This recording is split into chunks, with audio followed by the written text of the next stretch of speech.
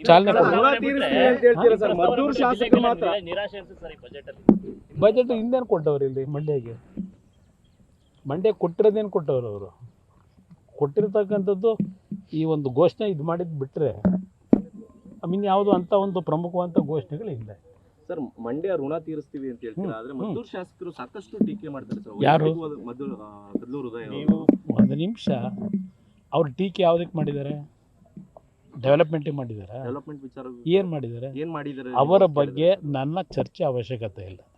ಆ ವ್ಯಕ್ತಿಗೂ ನನಗೂ ಯಾಕೆ ಹೋಲಿಕೆ ಮಾಡ್ತೀರಿ?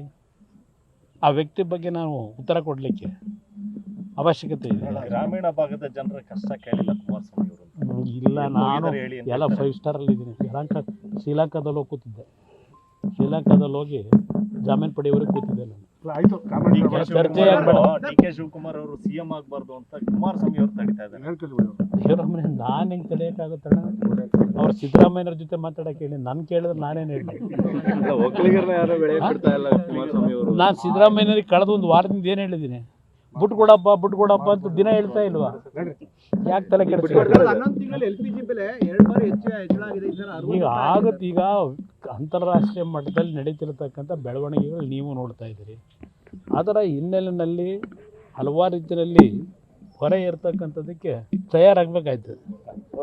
Thank you. ನ್ಯೂಸ್ ಫಸ್ಟ್ ನಿರ್ಭೀತಿಯಿಂದ ನಿಮ್ಮ ಪರವಾಗಿ.